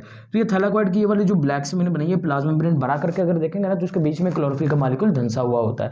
तो वो क्या करता है, वो लाइट गैदरिंग पार्ट होता है, जहां पर आपको फोटो सिस्टम भी पढ़ाया जाएगा जब हम पिगमेंट्स के बारे में बात करेंगे कि what is the role of pigment in photosynthesis, तो वहाँ पर ये चीज़ आपको बकायदा तौर पर मैं एक्सप्लेन कर दूंगा। तो खैर ये चीज़ आपको समझ आ गई, what is the site of photosynthesis, how many chemical reactions occurring in photosynthesis. बाकी फिर स्पेशलाइजेशन हो जाती है कि लाइट रिएक्शन में आगे कौन से होता है, डार्क रिएक्शन में, क्योंकि अभी ये हमारा जो है ये एक इंट्रोडक्टरी लेक्चर है, तो इसलिए हम इसको यहाँ तक महदूद करते हैं। तो यहाँ तक हमने मेटाबॉलिज्म कवर कर लिया हमने। अब हम देखते हैं what is the fate of the atoms of the that is use in the carbon dioxide. तो मैं सबसे पहले देख लेता हूँ कि ये कहाँ कहाँ कवर हो रहा है, क्या इसको इस्तेमाल किया जा सकता है कि नहीं, उसके बाद हम कंटिन्यू करते हैं। राइट, हाँ तो यहाँ से कवर तो सारा हो सकता है, ठीक है, हम इसको एक साइड इस्तेमाल कर लेते हैं। देखिए बच्चे, देखिए कार्बन डाइऑक्साइड आ गया हमारे पास, और आपको पता है कि यहाँ पर क्या इस्तेमाल होगा, यहाँ पर वाटर भी इस्तेमाल होगा। ये कहाँ पर, फोटोसिंथेसिस के दौरान। और फिर हमने पढ़ा है कि जो प्रोडक्ट होगा बेटा, प्रोडक्ट के अंदर क्या बनेगा, प्रोडक्ट के अंदर नंबर 1 हमारे पास बनेगा C6H12O6 ग्लूकोज बनेगा। नंबर 2 के तौर पर हमने पढ़ा बेटा यहाँ पर क्या बनेगा, वाटर बनेगा। नंबर 3 में हमने पढ़ा ऑक्सीजन बनेगा। अब यहाँ पर पहला पॉइंट आपने क्या याद रखना कि ये जो कार्बन डाइऑक्साइड में कार्बन होता है ना बेटा, ये सारा कार्बन जो होगा ये किसके पास चला जाएगा, ग्लूकोज के पास जाएगा। कार्बन डाइऑक्साइड के अंदर जो ऑक्सीजन होता है ना, ये ऑक्सीजन भी किस में जाएगा, ये ऑक्सीजन भी जाएगा बेटा किसके अंदर, ग्लूकोज के अंदर। लेकिन इसका जो ऑक्सीजन होगा ना, ये ऑक्सीजन बेटा एक और जगह पे भी जाएगा, और वो कहाँ पे जाएगा, that will inter into the oxygen of the water. Water के अंदर जो ऑक्सीजन होती है वो यहाँ से आती है। यहाँ से जो ऑक्सीजन होगा ना, वाटर का जो ऑक्सीजन, वो निकलेगा और निकल के किस फॉर्म के अंदर जाएगा, मॉलिक्यूलर ऑक्सीजन के फॉर्म के अंदर। और इसके जो हाइड्रोजन होंगे बेटा, वो हाइड्रोजन बेटा कहाँ पे जाएंगे, ये हाइड्रोजन आपने ये चीज़ याद रखनी है कि हाइड्रोजन इसके एंटर हो जाएंगे कहाँ पर, ग्लूकोज के मॉलिक्यूल्स के अंदर, और इसके रिडक्शन करवाएंगे। इस वजह से हमने कहा कि ये क्या है, रिड्यूसिंग पावर। और इसी के जो हाइड्रोजन होंगे बेटा ये एंटर होंगे और ये यहाँ पर जाके जो वाटर का मॉलिक्यूल है उसको भी दे देंगे। सो अगर हम फेट ऑफ एटम्स की बात करते हैं, अगर मैं यहाँ पे क्या लिखता हूँ, what is the fate of atoms of photosynthesis. तो फोटोसिंथेसिस के दौरान जो एटम्स की फेट होती है बेटा, ये आपको हमने फेट का छोटा सा कॉन्सेप्ट बता दिया कि फेट जो है वो कहाँ कहाँ पे एटम्स जो होते हैं वो डिस्ट्रीब्यूट हो जाएंगे। Is it clear. तो metabolism cover, fate of atoms भी कवर। अब हम देखते हैं what is the role of the water, water का आखिर रोल क्या होता है प्लांट की लाइफ के अंदर।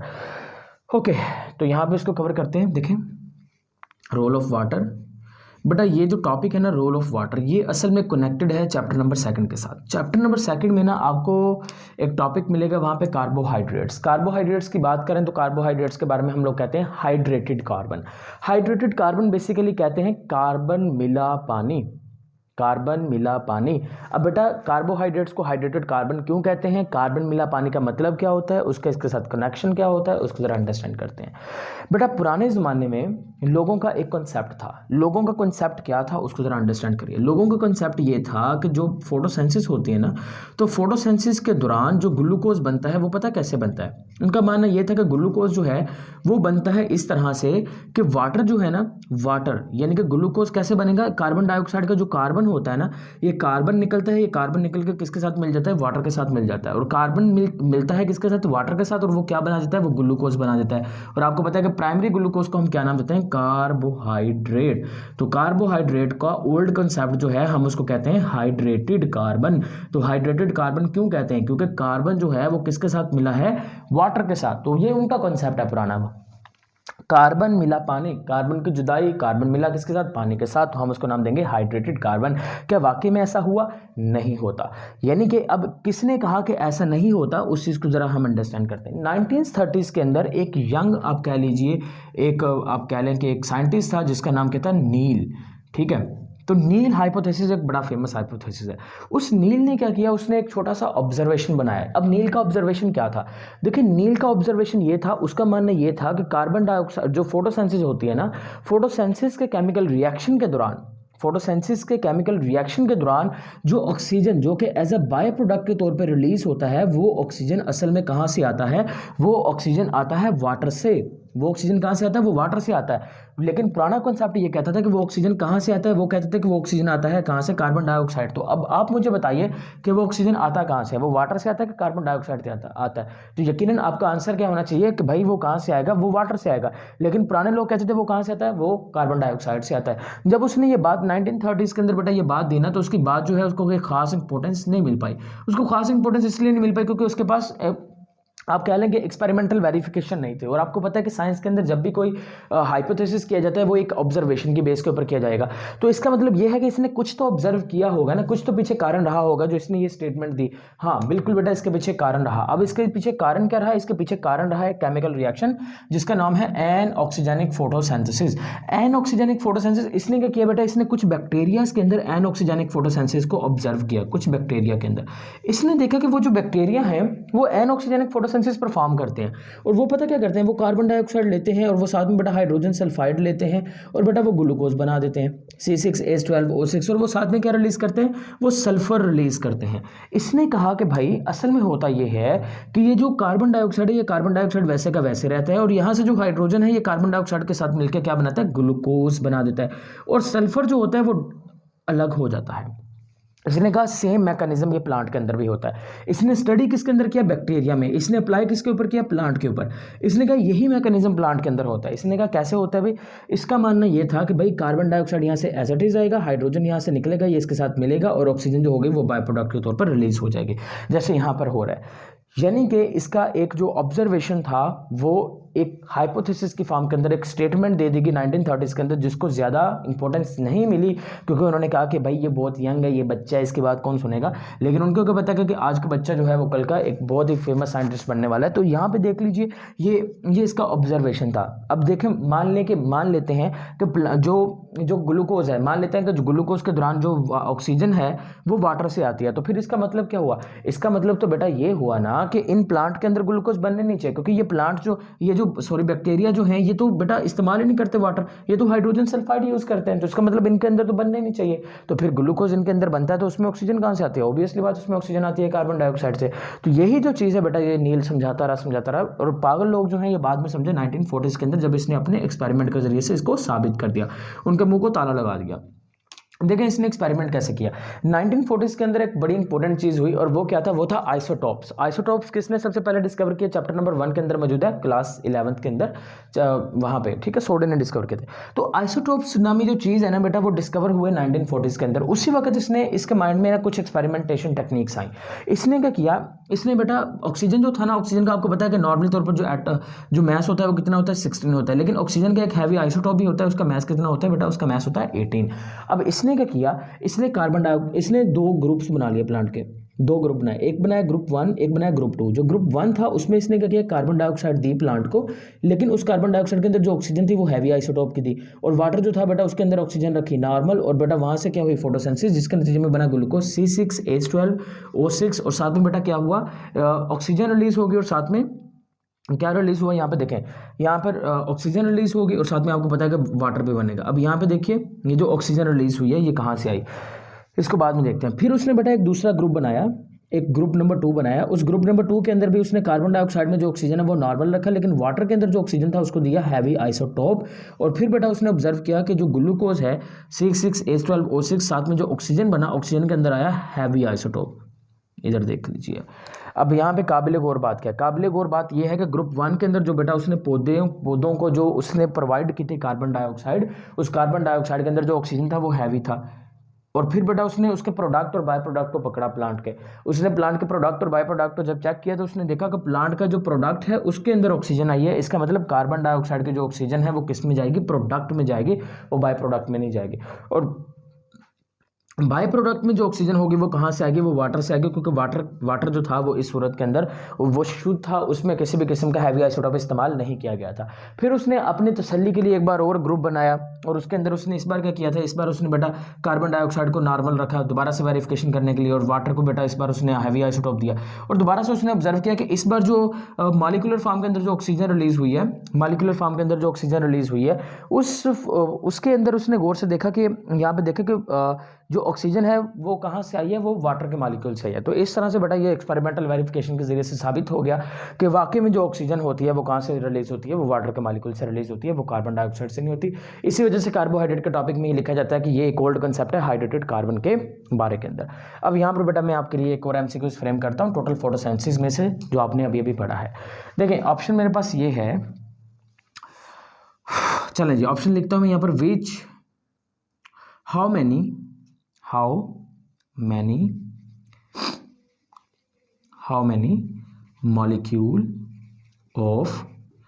many molecule of carbon dioxide is required to form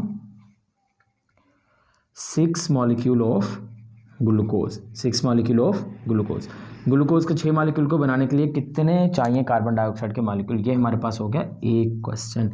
दूसरा question, how many molecule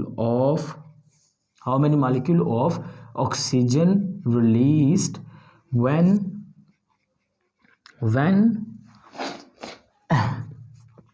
36 molecule of water is used in photosynthesis? Is it clear? तो आपने बताना है कि ये कितने मॉलिक्यूल जो हैं वो रिलीज होते हैं, कितने क्या होते हैं, ये आपका आंसर आप अभी करिए। हरियप, आपको 10 सेकंड्स देता हूँ मैं, जल्दी से हरियप आंसर करो इसको, हरियप। वेल हमारा लेक्चर जो है वो 49 मिनट्स तक पहुँच गया। हम कोशिश करेंगे इसको तकरीबन कंक्लूड करें 1 घंटे की सीमा रेखा के अंदर। हरियप हरियप। बहुत आसान क्वेश्चन है। How many molecule of carbon dioxide is required to form 6 molecule of glucose in photosynthesis. ये दोनों फोटोसिंथेसिस से रेलिवेंट है। देखिए इधर, तो मैंने कहा कि 6 मॉलिक्यूल ग्लूकोज के बनाने हैं, उसके लिए कार्बन डाइऑक्साइड कितने चाहिए। अब एक मॉलिक्यूल जो है वो ग्लूकोज को बनाने के लिए कितने आपको कार्बन डाइऑक्साइड चाहिए होते हैं, 6 चाहिए होते हैं। इसका मतलब कितने बनाने हैं बेटा, आपने 6 बनाने हैं तो इसको 6 से मल्टीप्लाई कर दीजिए। इसका मतलब कितने चाहिए होंगे, 36 आपको रिक्वायर्ड होंगे। इसी तरह से अगर हम बात करते हैं 36 मॉलिक्यूल जो हैं वो वाटर के इस्तेमाल किए जाएंगे, तो फोटोसिंथेसिस में कितने जो हैं वो ऑक्सीजन के मॉलिक्यूल जो होंगे वो रिलीज होंगे। तो बेटा ऑक्सीजन के जो मॉलिक्यूल होंगे वो कितने रिलीज होने चाहिए। अब यहाँ पे गौर से देख लीजिए, देखिए अगर हमारे पास 12 जो हैं वो वाटर का मॉलिक्यूल इस्तेमाल होते हैं तो कितने मॉलिक्यूल रिलीज होते हैं हमारे पास बेटा, 6 मॉलिक्यूल। अगर 24 इस्तेमाल करूँगा तो कितने होंगे, 12। अगर मैं इस्तेमाल करूँगा 36 इस्तेमाल करूँगा तो 36 इस्तेमाल करने से कितने होंगे, 18। तो यहाँ पर मैंने इस्तेमाल भी कितने किया, 36। इसका मतलब कितना आंसर आना चाहिए, यहाँ पर आंसर आना चाहिए 18 और यहाँ पर आंसर कितना आना चाहिए, 36 आना चाहिए। तो इस तरह से ये दोनों जो है वो आपके क्वेश्चंस जो हैं वो सोल्व होते हैं। तो यहाँ पर हमने मेटाबॉलिज्म देखा, फैट ऑफ एटम्स देखा, रोल ऑफ वाटर देखा। अब रोल ऑफ वाटर जो है उसको थोड़ा सा इलेबोरेट मजीद करना पड़ेगा। उसके रीज़न मैं आपको बताता हूँ कि जो वाटर होता है ना बेटा, इसके बेसिकली जो है वो 2 रोल्स होते हैं। वाटर के कितने रोल्स होते हैं, 2 रोल्स आपने याद रखने हैं। अब वो 2 रोल्स कौन कौन से होते हैं उसको ज़रा अंडरस्टैंड करेंगे। देखें वाटर जो है ना वो एक तो काम करता है एज अ रिड्यूसिंग एजेंट के तौर के ऊपर, और वाटर जो है उसका दूसरा जो रोल होता है वो होता है कि it is a source of oxygen. Water के 2 रोल होंगे। नंबर 1 रोल ऑफ वाटर, एक तो मैंने आपको बता दिया कि सोर्स ऑफ ऑक्सीजन जो कि नील ने बताया था, और दूसरा है रिड्यूसिंग एजेंट जो मैंने यहाँ पर डिस्कस किया था कि जो वाटर होता है वो रिडक्शन करवाता है, ये खुद ऑक्सीडाइज्ड हो जाता है क्योंकि ये रिड्यूसिंग एजेंट के तौर पे काम करता है। ये चीज़ आपको यहाँ पे क्लैरिफाई करती थी। अब हम बेटा देखते हैं कि वाटर जो है वो ऑक्सीजन का सोर्स कैसे है। देखें सबसे पहले पता क्या होता है, वाटर का जो मॉलिक्यूल है ना जब वो टूटता है फोटोसिंथेसिस के केमिकल रिएक्शन के दौरान, हम उस केमिकल रिएक्शन को नाम देते हैं फोटोलाइसिस ऑफ वाटर। क्या नाम देते हैं, फोटोलाइसिस ऑफ वाटर का नाम देते हैं, फोटोलाइसिस ऑफ वाटर।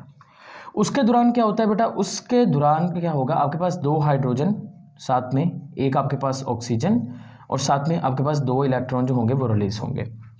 अब यहाँ पर आपसे बेटा पूछ सकते हैं what is the fate of the water, water की फेट क्या होती है इन फोटोसिंथेसिस।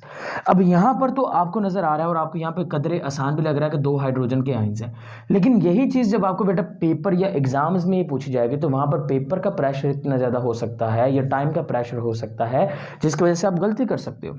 गलती क्या कर सकते हो, या फिर आपसे सिंपल एक इक्वेशन ऐसे मैं दे देता हूँ, मैं आपको कहता हूँ कि this equation is known as a, यहाँ पर असल में क्या हो रही है, क्या यहाँ पर वाटर की आयोनाइजेशन हो रही है, क्या वाटर की यहाँ पर आयोनाइजेशन हो रही है, क्या यहाँ पर वाटर की रेडियोलाइसिस हो रही है, रेडियोलाइसिस हो रही है, क्या यहाँ पर वाटर की फोटोलाइसिस हो रही है। तो यहाँ पर आपसे डिफरेंट वे के अंदर क्वेश्चंस किया जा सकता है कि यहाँ पर इस इक्वेशन के अंदर वाटर की आखिर हो क्या रही है। तो यहाँ पर कुछ बच्चे जो होंगे वो देखेंगे कि वाटर जो है वो अपने आयंस के अंदर चेंज हो रहा है, तो यहाँ पर क्या हो रही है, आयोनाइजेशन हो रही है। यहाँ पर वो गलत कर देंगे, क्यों, क्योंकि आयोनाइजेशन में ये चीज़ आपने याद रखनी है कि आयोनाइजेशन के अंदर जो वाटर होता है ना वो हमेशा टूटेगा H+OH नेगेटिव आयंस की फॉर्म के अंदर। जब वाटर इस फॉर्म के अंदर टूटेगा तो हम कहेंगे this one is known as ionisation of water. और अब देखें यहाँ पर कुछ बच्चे चूज करेंगे रेडियोलाइसिस। रेडियोलाइसिस वो क्यों चूज करेंगे, वो कहेंगे कि यहाँ पर रेडियंट एनर्जी है जो वाटर के मॉलिक्यूल को तोड़ेगी। रेडियोलाइसिस क्यों कह रहे हैं, क्योंकि वो कह रहे हैं रेडियंट एनर्जी। रेडियंट एनर्जी कौन सी होती है, जो सन से आती है। वो उनका मानना ये होगा कि सनलाइट जो है वो रिस्पॉन्सिबल होगी पानी को तोड़ने के लिए। या फिर कुछ बच्चे जो होंगे वो किस चीज़ को चूज करेंगे, फोटोलाइसिस को, जो एक्टिव माइंडेड वहाँ पे बैठे होंगे। तो ये चीज़ आपने याद रखनी है कि इसमें और इस दोनों में फ़र्क क्या होता है, ये आपको कहाँ पे डिस्टर्ब कर सकता है। देखें अब यहाँ पर एक और एमसीक्यूज भी बनता है, क्या फोटोलाइसिस ऑफ वाटर के दौरान जब वाटर का मॉलिक्यूल टूटता है उसका जिम्मेदार कौन होता है, क्या सनलाइट होती है। आप लोगों ने तो ये पढ़ा होगा फोटोलाइसिस ऑफ वाटर का मतलब ब्रेकडाउन ऑफ वाटर, और साथ में आता है in the presence of sunlight is known as the photolysis of water. बेटा वहां पे लिखा गया है in the presence of sunlight, उन्होंने ये नहीं कहा कि सनलाइट तोड़ेगी, उन्होंने कहा सनलाइट की मौजूदगी में टूटेगा। अब यहाँ पर आप सोचेंगे सनलाइट की मौजूदगी में टूटता है, यार बात तो एक ही है, सनलाइट की मौजूदगी में टूट रहा है इसका मतलब सनलाइट करवा रहा है। नहीं यार, सनलाइट नहीं करवा रहा, सनलाइट की मौजूदगी में टूट रहा है। तो फिर इसका मतलब क्या हुआ, इसको जरा अंडरस्टैंड करते हैं। देखिए सबसे पहले पता क्या होगा, ये है हमारे पास चंद्रमा, ये हमारे पास क्या है, चंद्रमा, मुखिया है, मुखिया फोटोसिंथेसिस का। यहाँ से लाइट आएगी किस फॉर्म के अंदर, वेव्स की फॉर्म के अंदर, या फिर आप कह लें पार्टिकल नेचर है या वेव नेचर है, ये कल को अंडरस्टैंड करेंगे इसको मज़ीद। देखिए ये आएगी, ये आगे पड़ेगी किसके ऊपर, it will fall on the photo system 2, ये फोटो सिस्टम 2 के ऊपर पड़ेगी, या सिंपल याद रखिए फोटो सिस्टम के ऊपर पड़ेगी। जब ये सनलाइट फोटो सिस्टम 2 के ऊपर पड़ेगी या फोटो सिस्टम के ऊपर पड़ेगी, उस सूरत में क्या होगा, उस सूरत में फोटो सिस्टम जो होगा ना, ये इसके जो एटम्स होंगे ना, क्लोरोफिल के जो मॉलिक्यूल्स होंगे, वो एनर्जी एब्जॉर्ब करेंगे। जब वो एनर्जी एब्जॉर्ब करेंगे तो वो क्या हो जाएंगे, वो बेटा अपने ग्राउंड स्टेट से एक्साइटेड स्टेट में चले जाएंगे। जब वो एक्साइटेड स्टेट में चले जाएंगे तो इसका मतलब इसके जो इलेक्ट्रॉन होंगे वो निकल जाएंगे। जब इसके इलेक्ट्रॉन निकल जाएंगे तो हम कहेंगे इसकी क्या होगी, इसकी ऑक्सीडेशन हो जाएगी। फोटो सिस्टम की क्या हो जाएगी, अब फोटो सिस्टम की होगी ऑक्सीडेशन। अब फोटो सिस्टम की जो होगी है ऑक्सीडेशन, ऑक्सीडेशन के नतीजे में ये बन जाएगा एक स्ट्रॉन्ग ऑक्सीडाइजिंग एजेंट। ये क्या बन गया, एक स्ट्रॉन्ग ऑक्सीडाइजिंग एजेंट बन चुका है। अब ये जो फोटो सिस्टम 2 होगा ना, ये बेटा जाकर रिएक्ट करेगा किसके साथ, वाटर के मॉलिक्यूल के साथ, और ये जाकर वाटर के मॉलिक्यूल को तोड़ेगा, जिसके टूटने से बेटा क्या होगा, हाइड्रोजन निकलेंगे, जिसके टूटने से बेटा क्या होगा, आपके पास हाफ ऑक्सीजन निकलेगा, और जिसके टूटने से आपके पास क्या होगा, इलेक्ट्रॉन जो होंगे बेटा वो भी रिलीज होंगे। सही है, आपके पास क्या होंगे, इलेक्ट्रॉन भी रिलीज होंगे। अब यहाँ पे गौर से देखते हैं, ये जो इलेक्ट्रॉन्स हैं हमारे पास, यहाँ पे ये जो इलेक्ट्रॉन्स निकले हैं, ये इलेक्ट्रॉन्स निकलेंगे और ये निकल कर किसके पास जाएंगे, that will go to the photosystem, ये फोटो सिस्टम के पास जाएंगे। देखें वाटर के मॉलिक्यूल का फेट बता रहा हूँ, वाटर के मॉलिक्यूल का रोल क्या होता है। वाटर के मॉलिक्यूल का काम है ऑक्सीजन प्रोवाइड करना, वाटर के मॉलिक्यूल का काम है इलेक्ट्रॉन प्रोवाइड करना। इलेक्ट्रॉन प्रोवाइड ये किसको कर रहा है, ये इलेक्ट्रॉन प्रोवाइड कर रहा है फोटो सिस्टम को, और फोटो सिस्टम के जो इलेक्ट्रॉन है फिर वो किधर जा रहे हैं बेटा, फोटो सिस्टम 2 के जो इलेक्ट्रॉन है उनका पाथवे इस तरफ है। फोटो सिस्टम 2 के इलेक्ट्रॉन जाएंगे फोटो सिस्टम 1 के पास, और फाइनली करते कराते ये बेटा फोटो सिस्टम 1 इसको भेजेगा NAD+ के पास, और NAD+ इन इलेक्ट्रॉन्स को भेज देगा NAD, साथ में H को मिला के NADH बना देगा। गौर से सुनिए कैसे वाटर के मॉलिक्यूल के साथ हुआ क्या है। वाटर का मॉलिक्यूल जो है वो सनलाइट नहीं तोड़ी, बल्कि सनलाइट की मौजूदगी में हो रहा है। सनलाइट की मौजूदगी में इसलिए हो रहा है क्योंकि अगर सनलाइट नहीं होगी तो फोटो सिस्टम 2 ऑक्सीडाइज नहीं होगा। अगर फोटो सिस्टम ऑक्सीडाइज नहीं होगा तो क्या फोटोलाइसिस ऑफ वाटर करवाएगा फोटो सिस्टम, नहीं करवाएगा। इसका मतलब ये हुआ, तो बात तो बुक में सही लिखी गई है कि ब्रेकडाउन वाटर के मॉलिक्यूल की होगी किसकी मौजूदगी में, सनलाइट की मौजूदगी में। लेकिन सनलाइट करवाएगा नहीं, करवाएगा कौन, फोटो सिस्टम। तो सनलाइट ने इलेक्ट्रॉन निकाल दिए, उन इलेक्ट्रॉन की एनर्जी हाई किसने की, सनलाइट ने, इसकी रेडिएंट एनर्जी ने, जिसकी वजह से इलेक्ट्रॉन फोटो सिस्टम को छोड़ के भागे बाहर निकल गए। जब ये इलेक्ट्रॉन बाहर निकल गए उसके बाद ये बन गया, क्योंकि इसमें से इलेक्ट्रॉन निकल गए तो इसकी होगी ऑक्सीडेशन, जिसके नतीजे में ये बन गया स्ट्रॉन्ग ऑक्सीडाइजिंग एजेंट। अब फिर क्या हुआ, फिर ये फोटो सिस्टम वाटर के मॉलिक्यूल के साथ मिला, इसने वाटर के मॉलिक्यूल को तोड़ा, और तोड़ने के बाद हाइड्रोजन निकले और ऑक्सीजन, हाफ ऑक्सीजन का मॉलिक्यूल निकल गया, साथ में निकले 2 इलेक्ट्रॉन। ये 2 इलेक्ट्रॉन जो इसके निकले थे ये इसने खुद ले लिए। अब फोटो सिस्टम 2 की खुद की क्या हो गई, खुद की इसकी क्या होगी, रिडक्शन। लेकिन वाटर के मॉलिक्यूल की क्या होगी, ऑक्सीडेशन, क्योंकि इसने ऑक्सीडेशन करवाई इसलिए हमने इसको नाम दिया ऑक्सीडाइजिंग एजेंट। अब ये इलेक्ट्रॉन जो फोटो सिस्टम 2 के निकले थे ये जाएंगे फोटो सिस्टम 1 के पास। अब जाहिर सी बात है अगर सनलाइट इसके ऊपर पड़ी है, देखें गौर से, यहाँ पर कुछ बच्चों को लगेगा कि पता नहीं NADH के अंदर जो इलेक्ट्रॉन आ रहे हैं वो पता नहीं वाटर के आ रहे हैं। गलत, वो वाटर के नहीं आ रहे। वाटर के जो इलेक्ट्रॉन है वो कहाँ पे चले गए, फोटो सिस्टम 2 में चले गए। फोटो सिस्टम 2 के जो इलेक्ट्रॉन है क्या वो यहाँ पे आ रहे हैं, गलत। फोटो सिस्टम 2 के इलेक्ट्रॉन कहाँ पर आ रहे हैं, फोटो सिस्टम 1 में आ रहे हैं, फोटो सिस्टम 1 के अंदर आ रहे हैं। फिर भाई ये इलेक्ट्रॉन कहाँ से आएंगे, ये इलेक्ट्रॉन आएंगे फोटो सिस्टम 1 से। जिस तरह से सनलाइट ने फोटो सिस्टम 2 में से इलेक्ट्रॉन को रिमूव करवाया था, इसी तरह से सनलाइट जो होगी वो फोटो सिस्टम 1 में से भी इलेक्ट्रॉन को रिमूव करवाएगी। और वो जो इलेक्ट्रॉन होंगे वो इलेक्ट्रॉन यहाँ से जब निकल जाएंगे वो इलेक्ट्रॉन जाएंगे NAD के पास, और फिर फोटो सिस्टम 1 के पास जो इलेक्ट्रॉन आएंगे वो इलेक्ट्रॉन कौन से आएंगे, जो फोटो सिस्टम 2 में से निकले होंगे। तो इसका मतलब जो वाटर के इलेक्ट्रॉन होंगे वो जाएंगे फोटो सिस्टम 2 के पास, फोटो सिस्टम 2 के जो इलेक्ट्रॉन होंगे वो जाएंगे फोटो सिस्टम 1 के पास, फोटो सिस्टम 1 के जो इलेक्ट्रॉन हो जाएंगे वो जाएंगे NAD के पास। Is it clear. तो देखिए किस तरह से वाटर जो है उसकी जो फेट है हमने डिटरमाइन की। अब यहाँ से ऑब्जर्व कर लेते हैं, हमारे पास देखें गौर से, वाटर का जब एक मॉलिक्यूल टूटा तो वाटर के एक मॉलिक्यूल के टूटने से कितने ऑक्सीजन बने वाटर का, देखिए वाटर का एक मॉलिक्यूल टूटा, वाटर के एक मॉलिक्यूल के टूटने से हाफ ऑक्सीजन बना, यानी कि 2 वाटर के मॉलिक्यूल्स अगर टूटेंगे, 2 वाटर के मॉलिक्यूल के टूटने से आपके पास क्या बनेगा, ऑक्सीजन O2 बनेगा, एक मॉलिक्यूल बनेगा, 2 वाटर के मॉलिक्यूल। तो इसका मतलब ये हुआ कि अगर मुझे 5 ऑक्सीजन के मॉलिक्यूल चाहिए होंगे तो कितने बेटा वाटर के मॉलिक्यूल जो होंगे वो इस्तेमाल होंगे। ठीक है, जल्दी से बताइए कितने इस्तेमाल होंगे बेटा, जाहिर सी बात है हाफ हो जाएंगे। इसी तरह से बेटा यहाँ पे जो मैंने MCQ सोल्व किया था, यहाँ पे देखिए 12 वाटर है और यहाँ पर 6 ऑक्सीजन है। इसका मतलब ऑक्सीजन जो है वो हाफ निकलेंगे, वाटर जो होंगे वो ज़्यादा निकलेंगे। तो इसका मतलब अगर आपको 36 ऑक्सीजन के मॉलिक्यूल चाहिए होंगे तो आपको वाटर कितने चाहिए होंगे, 72, क्योंकि 72 होंगे तो ही आपको क्या मिल पाएंगे, 36 मिल पाएंगे। और यहाँ पर रेशो क्या बनेगी, वाटर और ऑक्सीजन की रेशो क्या बनेगी, that could be the ratio of, hurry up, 2:1, 2:1 बनेगी। लेकिन अगर मैं यही आपसे पूछता हूँ what is the ratio of the oxygen in water and in molecular form as a product in photosynthesis, that could be 1:2, क्योंकि यहाँ पर एक मॉलिक्यूल के अंदर कितने ऑक्सीजन है, एक, यहाँ पर एक मॉलिक्यूल में कितने ऑक्सीजन है, 2, तो यहाँ पर रेशो बनेगी 1:2 और वैसे क्या रेशो बनेगा 2:1 बन जाएगा। तो इस तरह से ये चीज़ आपने रेशियोज जो हैं वो आपने कवर अप करनी है। ओके, फाइनली बेटा हमारा एक काफ़ी टॉपिक हमने कवर कर लिया, मेटाबॉलिज्म, फेट ऑफ एटम्स, उसके बाद role of water, site of photosynthesis, compensation point फिर रह गया हमारा, रोल ऑफ लाइट भी रह गया, रोल ऑफ पिगमेंट्स भी रह गया। इंशाल्लाह जो नेक्स्ट लेक्चर होगा कल जो हम बनाएंगे उसके अंदर हम ये सारी चीज़ें कवर कर लेंगे। और फाइनली एक आखिरी पॉइंट बेटा वो ये है कि आपके जितने भी फेलोज़ हैं, जितने भी मित्र हैं, साथी हैं, दोस्त हैं, अहबाब हैं, उन सबको आपने इस प्रोग्राम का जो है वो हिस्सा बनाने की कोशिश करनी है। लिंक्स को शेयर करना है लाजमी तौर पर अपने सोशल मीडिया अकाउंट्स के ऊपर, क्योंकि जो एक अच्छा कंटेंट है बेटा वो उसके ऊपर हर एक का हक होता है, ठीक है। तो बिकॉज क्योंकि हम फ्री ऑफ कॉस्ट जो है वो वीडियो लेक्चर्स बना रहे हैं, तो हमारी कोशिश है कि ज़्यादा से ज़्यादा लोगों तक पहुँचे। ज़्यादा से ज़्यादा लोग जो हैं बेटा वो इसमें पर्पज़ के लिए जो उन्होंने ख्वाब दे रखा है MD कैट का, उसमें वो कामयाब हो सकें। और जब वो कामयाब हो जाएंगे यकीनन वो हमारे लिए भी दुआ करेंगे, वो यकीनन उन लोगों के लिए भी दुआ करेंगे जो बीच में ज़रिया बने हैं उन लोगों की कामयाबी का, क्योंकि एक इंसान की कामयाबी के अंदर सिर्फ एक इंसान का रोल नहीं होता, बहुत सारे लोग जो हैं उसमें वहाँ पे एज अ सीढ़ी के स्टेप की तरह काम करते हैं। तो आपने उन्हीं सीढ़ी के स्टेयर्स का एक स्टेप बन जाना है जहाँ पे लोगों को फ़ायदा दिया जा सके, पाकिस्तान को फ़ायदा दिया जा सके। ओके गाइस, स्टे कनेक्टेड, अल्लाह हाफिज़।